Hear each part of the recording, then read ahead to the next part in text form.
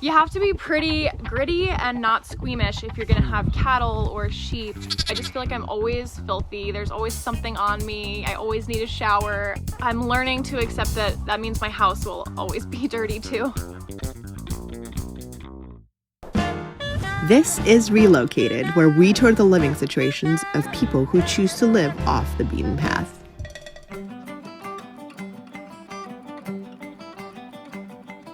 I'm Reese Nelson. I'm a shepherd and a rancher in Townsend, Montana. That just means I raise sheep. Welcome to the sheep pen. We got a bunch of girls napping in the shade. I moved to Townsend about 4 years ago. Before I came here, I was a singer-songwriter and I lived in Philadelphia. I had gotten pretty burned out from traveling and the lifestyle. I had always dreamed of coming to Montana and working with animals, to be like a cowgirl on a ranch. So I thought, well, I'll just give it a try. I'll just move just for the summer.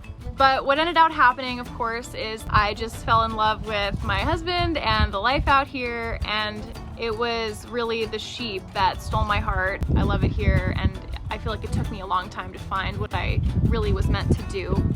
Of course, it's pretty challenging to start any kind of farm or ranch business from scratch, but we started really small. I mean, we started with 4 sheep, just slowly built it up. We reused a lot of materials and pretty much DIY'd almost everything.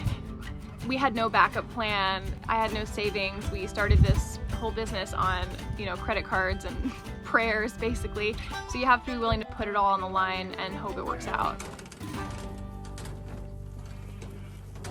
Our house is a pretty standard farmhouse. We have, all the creature comforts.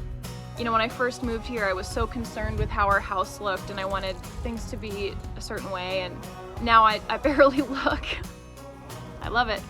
People do make a lot of assumptions about ranchers. They also make assumptions about people that raise sheep. They're kind of made fun of by people that raise cows. It's almost like raising cattle is the more like macho or like badass thing to do, and people, they mock sheep basically, but I have found that to be so wrong. I love sheep.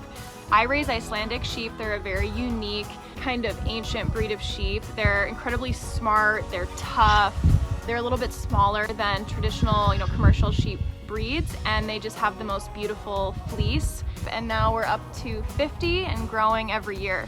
Sometimes ewes will reject their lambs. That's what happened to this one. Her name is Yoko. I raised her from a bottle, which is why she's so friendly, and she's always coming up to me for scratches. In the last couple years, my husband and I have started a direct-to-consumer pasture-raised beef and grass-fed lamb business, and we ship nationwide. And we also do natural ranch goods, candles, all kinds of just great household essentials, everything super natural.